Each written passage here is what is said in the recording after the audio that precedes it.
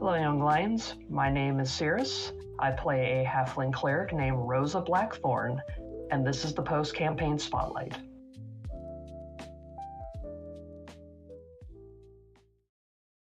Hey, thanks for being here, and may the light of Mirrodin be with you. And also with you. Thank you. You've healed the injured. You've rescued your mother. You became a titan, little legs but a big heart. My first question, the same question I ask everybody: what was your role in the party?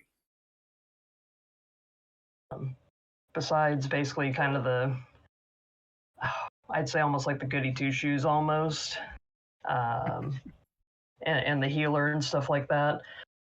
That was just kind of my thing. I was there for support, is how I felt. I never felt like, I wanted to be in the spotlight or anything like that. I was just there to support the rest of the team. That's just kind of my personality. Yeah, no doubt. We absolutely need support characters, but I think you deserve a little bit more credit. There were certainly points where Rosa was the spotlight, and there were other points where everybody was a support character at the time. So um, I think that really shows through in that final episode. But let's rewind all the way back to the beginning. You came to the campaign a little bit late. Tell us a little bit how that went down. I actually know Kuma and Pete, Bronson, and Gator, basically, from the retro community on Twitch and Discord and all that. So Kuma had told me that he had applied for this campaign, and I just was so stoked for the both of them because I knew how well they were at role-playing games and their knowledge of wrestling. So I was all ready for support, and watched the first couple episodes when it was live on Twitch. And then Kuma had mentioned that was it Alex? I believe Yes. was her. She had dropped out, and I was like, well, that's kind of a bummer. It was kind of cool to see, female representation. That's just kind of me. And he just kind of was like, I could talk to the DM, and I'm like, man, I don't know because I haven't touched D&D in several years, just haven't had a group to play with. My wrestling knowledge, I have some, but not as vast as, Kuma and Pete. So, uh, but he went ahead and put me in touch with you, and we had our one-on-one, and I felt like it was a good fit. So I'm really, really glad that I took that chance and joined, and that you guys, you know, took me in. So I appreciate that. Well, the campaign certainly wouldn't have been the same without Rosa there, and we'll talk about all the different dynamic roles that she did play in that party. But for those who didn't follow the campaign or aren't familiar with it, you mentioned a mix of pro wrestling with high fantasy, and that was really the initial concept of this show. So having players who had a love for both really made it easy to hook everybody. But the story needed a path, right? And and often you hear about one of the players acting like they're the main character of the story. So Rosa was probably the most level-headed character on the show, and maybe that's the character, maybe that's you. Who would you say was the main character of the story? Oh, out of the whole party? Sure. Gosh, that's kind of tough because everybody kind of had their stories and their moments, but I'd almost say like out of all of them, maybe Bronson. He at least had a lot going on. He was also kind of the loudest, so and most angy. Had to be reined in a little bit. Well, I'm sure that Bronson will be flattered to hear you say that, but for the record, Bronson was not the main character. There was no main character in this story. It was about the group as a whole. But very kind of you to give props to another character in the party. That's classic Rosa move right there.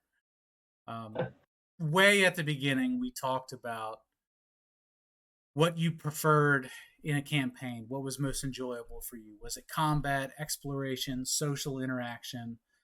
And now that you've been through all of it with this group, which aspect of that game did you find yourself drawn to the most? And that's kind of a tough question there. Because I've never really been in a campaign quite like this, where how do I describe it? It's I felt like I was actually very involved in it. The campaign I'd been in previous was with some coworkers, and half the time I sat there going, "Why am I here?" Um, just kind of how it went. There was the one character that just kind of took over for everybody else, kind of thing. Um, it was entertaining. And if you want, you can cut that part out. I don't know. I'm just rambling at this point. You know, I think a lot of people have the same experience, especially when they're a new player, that they lean on the most experienced player to kind of, hey, lead us so that we don't all die right away. So I can certainly understand the hesitancy to just charge in and make these decisions that are life altering and story altering. But I think it's pretty fair to say that everybody had an opportunity to make choices in the game that impacted the story. And for Rosa, there were a few of those moments. Can you hit on any of those moments? Do any stick out where you were faced with a choice that could have changed the direction of the story? um, there's a couple things I can think of. The first thing that pops into my mind was one of the sessions that I was there early on, where was it? I believe it was Nick's, right, on the boat, Yeah. and there was the debate of what to do with him, and pretty much everybody was kill him, even though he had been charmed and kind of brought aboard against his will, and me kind of being like, let's not. And there was actually kind of even like a small scuffle a little bit, like me trying to heal him, trying to get him off the boat, and then I think it was Zenthral put a crossbow bolt through his head.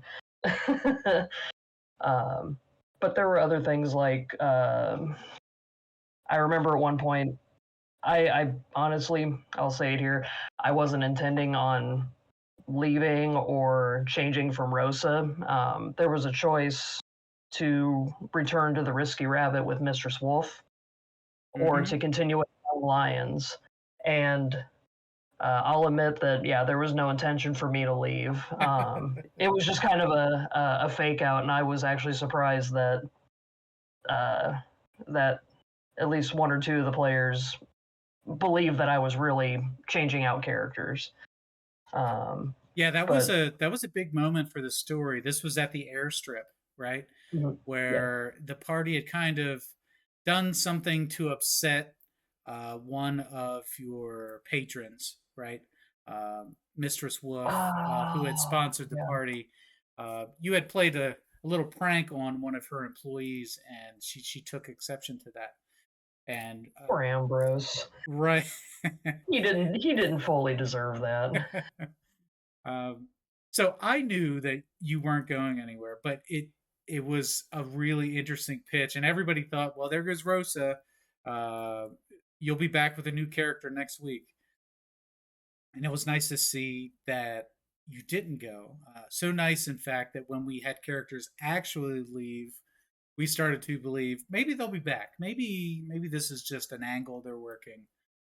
They wouldn't actually leave us. Rosa stuck with us, and if she stuck with us, anybody will. You know. By the end of the story, I think it's a fair assessment that Rosa and the rest of the young lions became friends. Is that accurate? I think so. It's just kind of that almost like a battle forge type friendship. You know, we had traveled on this road together. We had seen some stuff. We had gone through some stuff. everybody changed and kind of grew in their own way, which was honestly really cool to see play out. And I know you asked that question earlier about like what aspect of a D&D campaign. Just I've never seen like character growth before in a campaign. Yeah. So that was just something really cool. Like me personally, when I play like games in general, exploration. Sorry if I'm jumping around questions. Exploration, is kind of my thing. But for some reason, just interacting with the world, um, and the story and the people, and kind of just being allowed to, even suggest something crazy. I know I've sent you a couple messages that were just like, "Hey, I've got this idea. You think it'll work?" kind of thing. Um, but yeah, just the growth along the way, and yeah, I would definitely call the Young Lions my friends.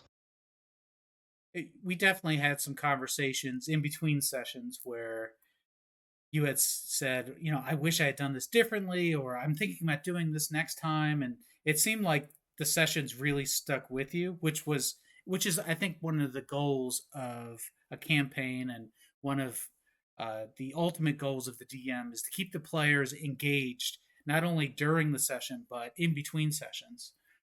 Uh, so that was great to hear and very encouraging for me. Are there any moments that you can recall that were particularly emotional or really resonated with you more than others? There's so many. I'm thinking of things that I'm just like, oh, like just where my jaw dropped.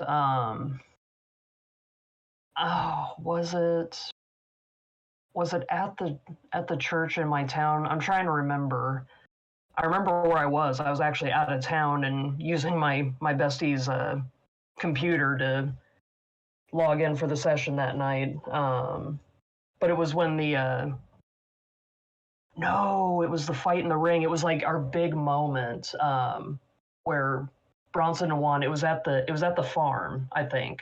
I'm Okay. trying to remember specifically. It was where the Dark Order started going through like the audience, and the one guy's giving his speech, and one by one, there's Dark Order guys kind of, taking people out in the audience and stuff like that. Oh, that was Grapple Mania.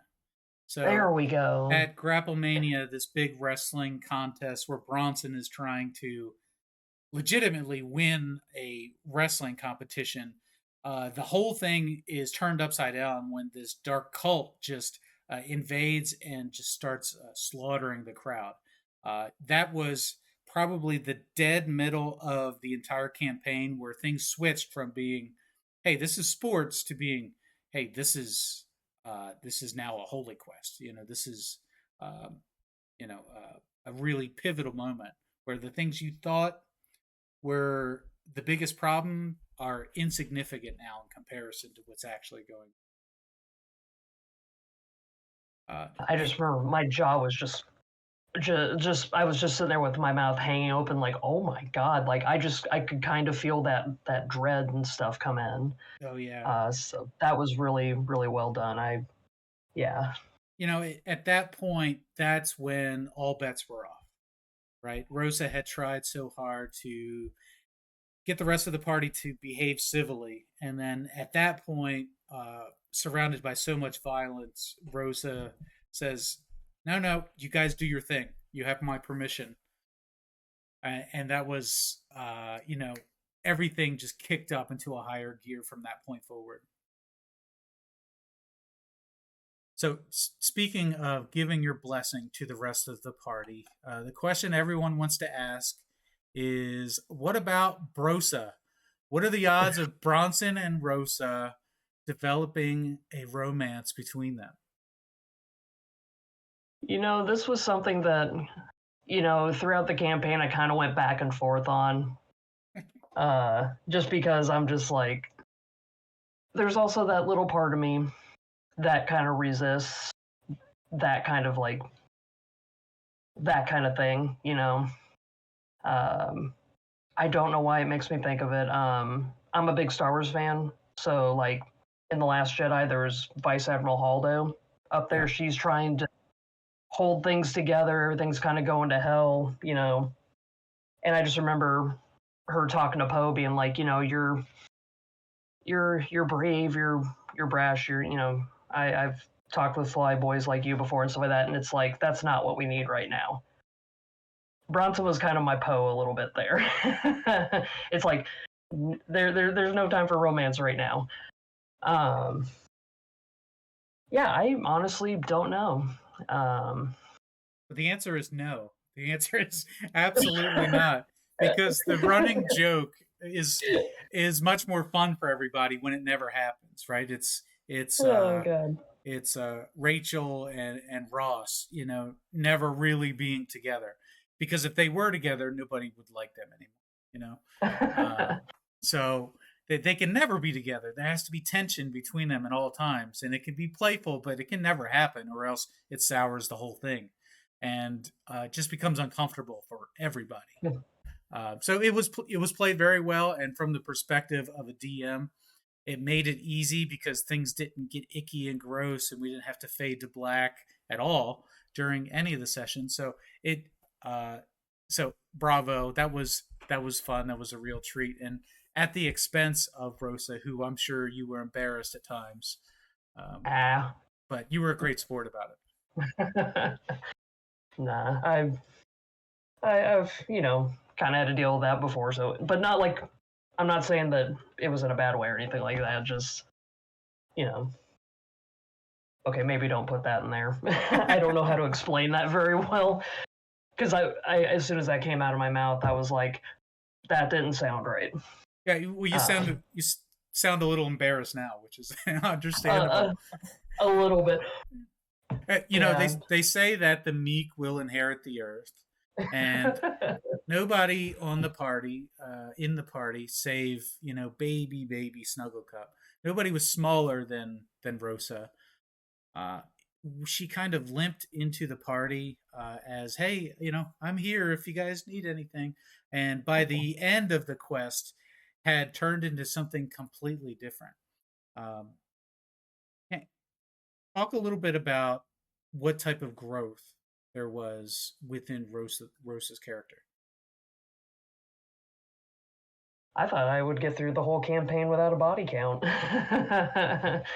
But after hitting that one guy with the guiding bolt, that was kind of, I think, where there was a big shift with Rosa. I even remember, like, you know, writing that letter to, you know, Rosa's mom, basically being like, oh my god, I killed the guy. But from there, it's just, it was easier, I guess, because it's like these people are trying to hurt myself, people I love, and stuff like that. And some were just beyond redemption, I guess, especially when you get higher up, you know, with the McDragons and stuff like that. And especially after, you know, the destruction of her hometown and her temple. Just kind of the gloves were off at that point. I'm not sure where else to go. Rosa's mother Mm-hmm. is, now she's fine, she's safe, and she's fine, but she can't speak anymore, right? So Rosa may never hear her mother's voice, although she has her company. If Rosa's mother were able to speak to her now, now that the dragon has been slayed, what would she say to Rosa?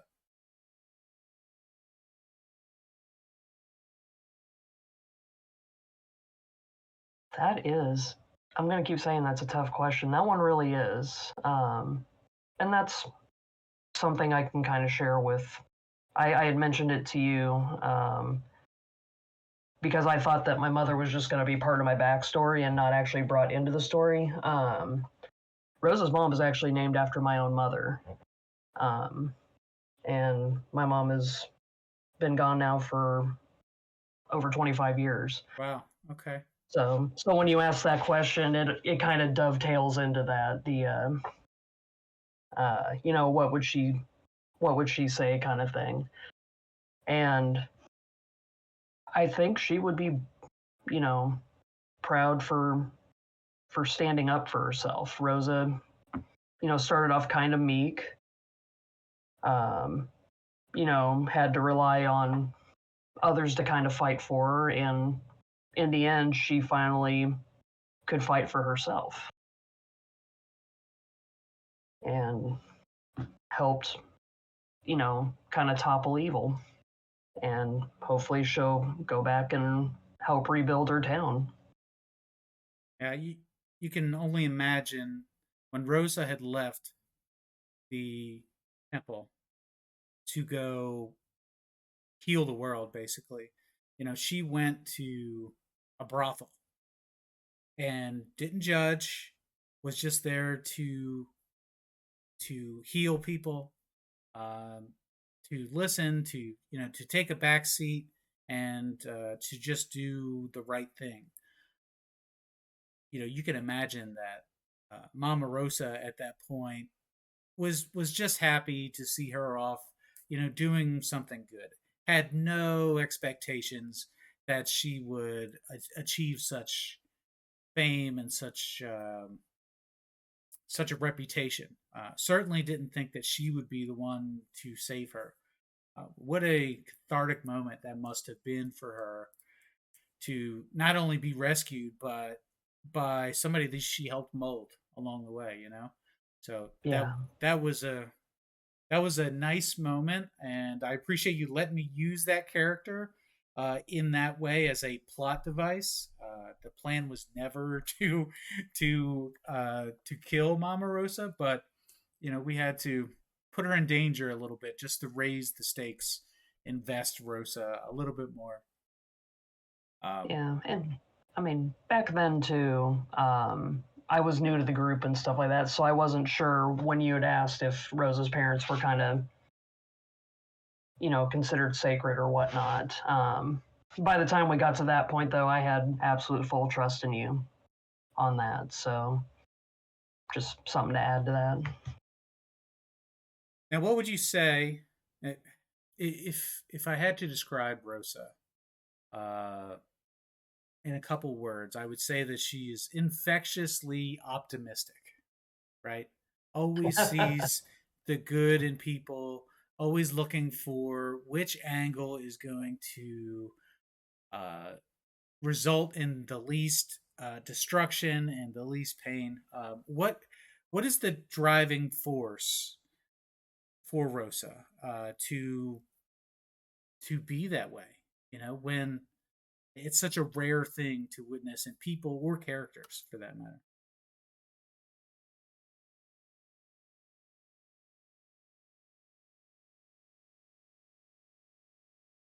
All right, it's taken me a moment to kind of come up with an answer here.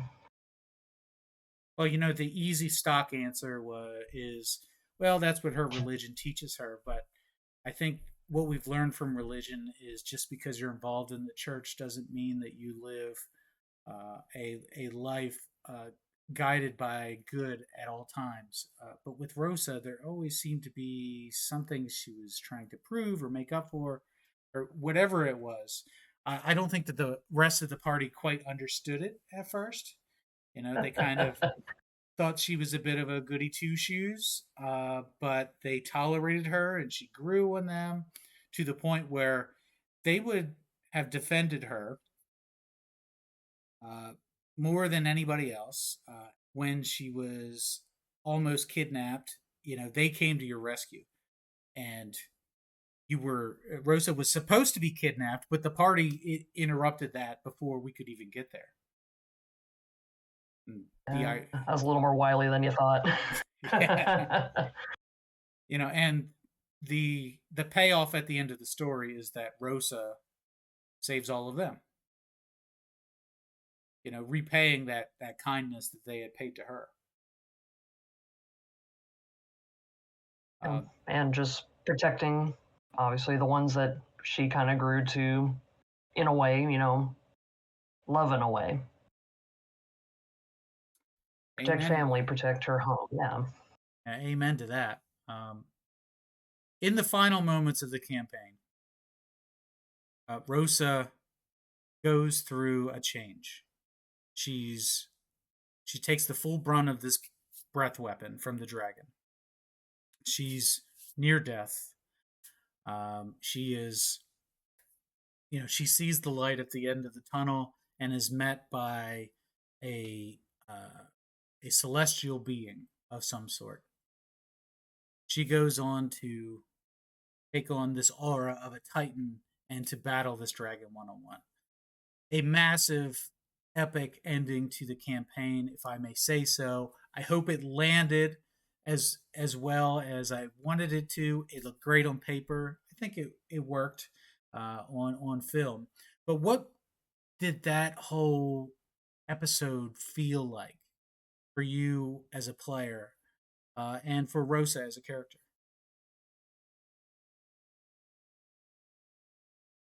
I'll be honest that I didn't think I was going to be the one to take the final shot on McDragon. If I had thought that, I would have had a better promo prepared. But Rosa's not a one that cuts promos.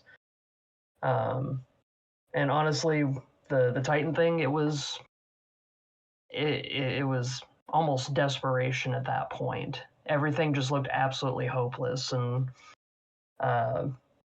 when that Titan power was kind of offered to her, even with the trade-off, I mean, she pretty much was like, yes, give it, give it here. I'm not even going to ask who you are, kind of thing, which not normal for her. Normally she's a little more cautious, but things were desperate. What was the rest of the question? No, I think you answered the question there. Okay. Sometimes I meander. There is no other character that epitomized hope and optimism more than Rosa did. And as a DM, my job is to subvert expectations, keep the party on their feet. So just to go in and just hack and slash your way to victory didn't seem like it was an ending worthy of the energy we had put into it. So it was a little tricky of me to turn things upside down, but it was also fun to kind of put the players on the spot and make them think that all hope was lost and then give that extra opportunity. And some of the other players were given those extra opportunities as well. Solomon was given an extra weapon, and Gator was given an extra summon. Bronson was given rage, and Rosa, of course, given this new power, which she uses to protect her friends. The feelings about that episode are what everybody will remember more than the dice rolls and the spells that were used and the mechanics or the battlefield. So hopefully that feeling is something that was rewarding for you and for everybody else. It definitely was. It really was. And hearing kind of that closing speech at the end of that episode, just I legit got a little teary-eyed there. Just yeah, everything's done, the dust is settling, but what comes next? So. But we're just fresh out of the campaign here, so I think it'll take a little while, a couple weeks. Maybe not until you play in another game with another group that you really look back at this adventure and really digest, like, wow, the big picture there was an epic journey. So looking at the long King's Road, the 7 badges from the 7 territories, all these over the top characters based on pro wrestlers, was it all really worth the trouble for Rosa? I think it was. Are you talking about Rosa the character or myself as the player? Both? Well, yeah. I mean, you as a player, you stuck around to the end, which is a sign that it's working, right? so many campaigns fall apart way before you get to the end of a campaign.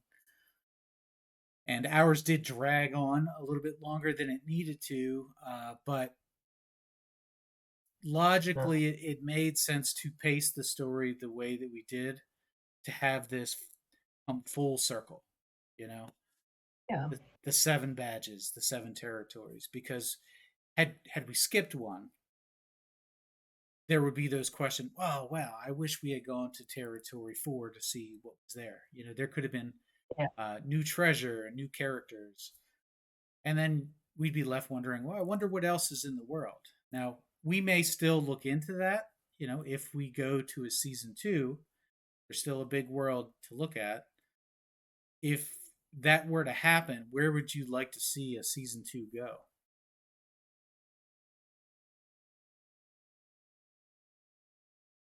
Man, there's so many possibilities. There really is.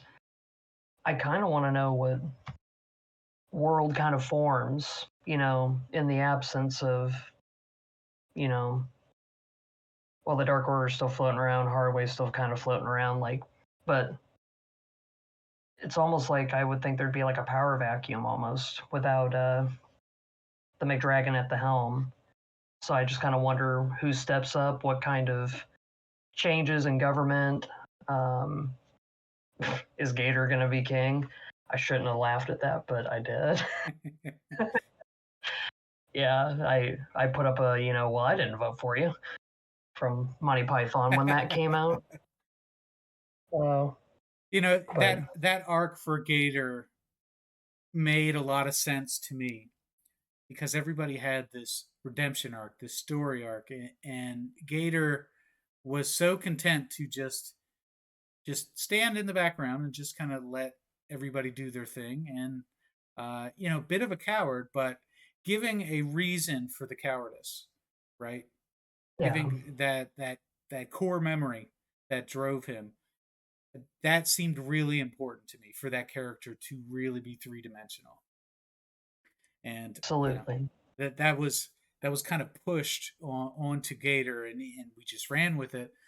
And now, like you said, there is a power vacuum. Just like in pro wrestling, you have a world champion that runs for a long time and finally vacates the title or is beaten by somebody, and then you wonder, well, what is this next title reign going to be like?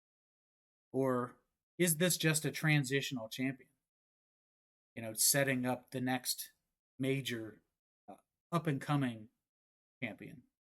And with Gator, maybe he is the guy that gets a title shot because of time served. You know, he's an original.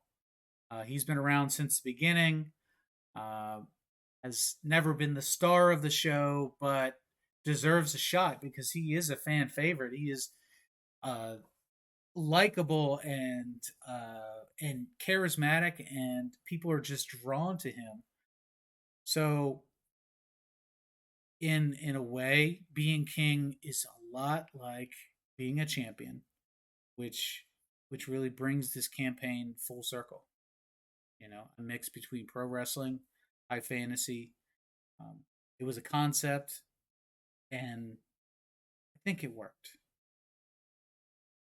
I mean, I even during the campaign, I was, you know, telling my coworkers like, oh my God, last night we did, you know, this, and this, and, you know, this happened. And just, I love telling people about this campaign. Like, I've played role-playing games over the years, since high school. But I have never been in a campaign quite like this.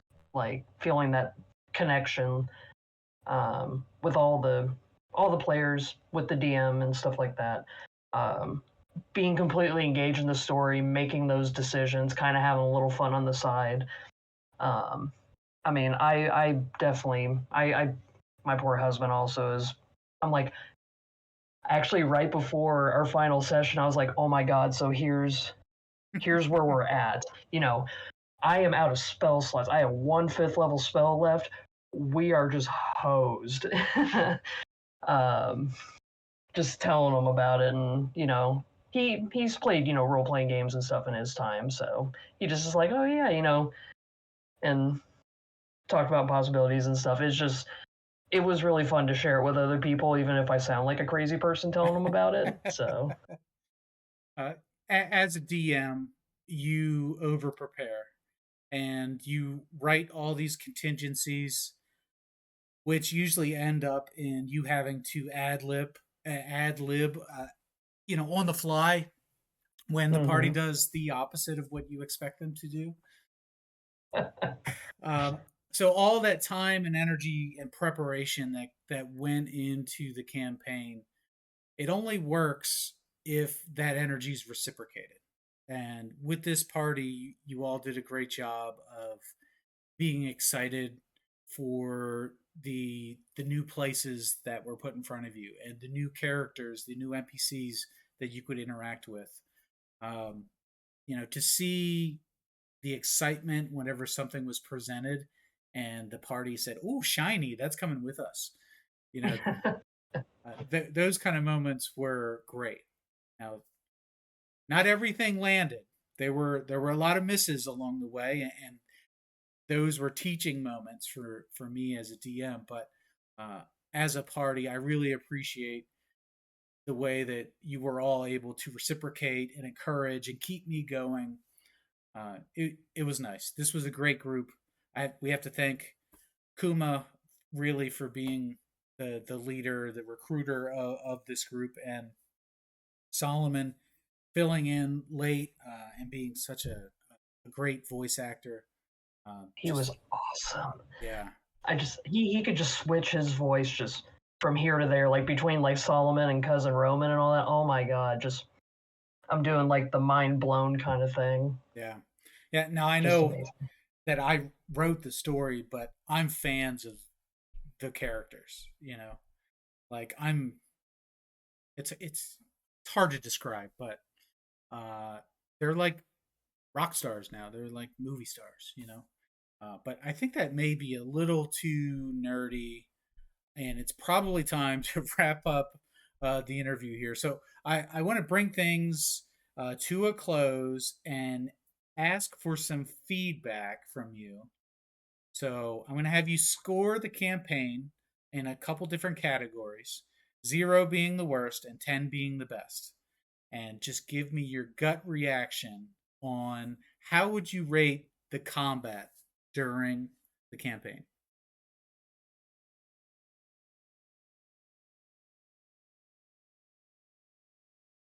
I didn't really see any issues with it. I don't know. I'd say I'm one of those weirdos that it feels like a 10, but I'm like one of those, there's always room for improvement, so it's a 9. I'm a weird person like that. It's like those self-evaluation things you have to do at work. Rate yourself. Sure. So let's put it. Let's do 9. Let's go with a 9. It's definitely not a 9. You did not see the struggle that was going on my side of those combats. The bouncing around within Roll20 and the sheets of paper with scribblings of a mad person all over them. It was pure chaos, and it was hard. It was really hard. So to hear a 9 is, at least I had you fooled there. But there was a lot of just trying to make it feel right, All right. So next, how would you rate the exploration of the game world?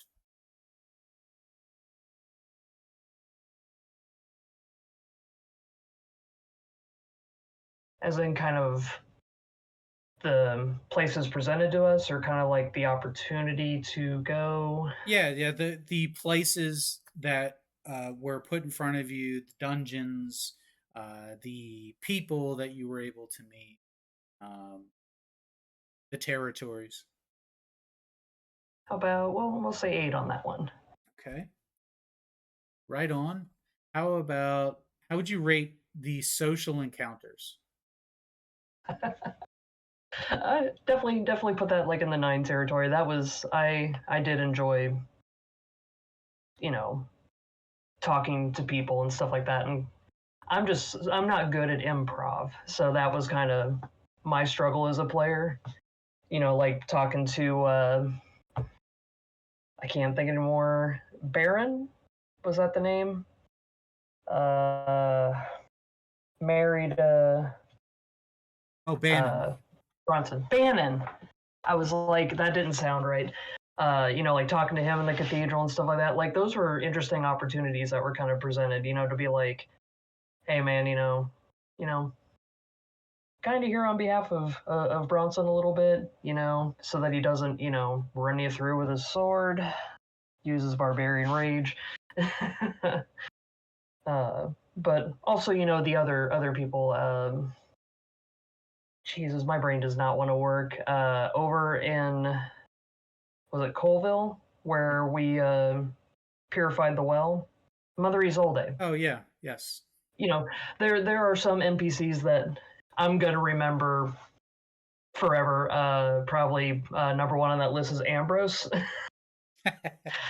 Only because I think it just made Bronson just uncomfortable. It just kind of made me laugh a little bit. Whenever somebody else is uncomfortable, it just tickles everybody else. So the awkwardness in some of Rosa's social encounters is charming, right? Everybody is like, everyone says, no, let her go. Let's see what happens. Great, let her cook. Yeah, exactly. So it all worked, even if it didn't feel like it worked. And our final score here, how would you rate the overall story experience?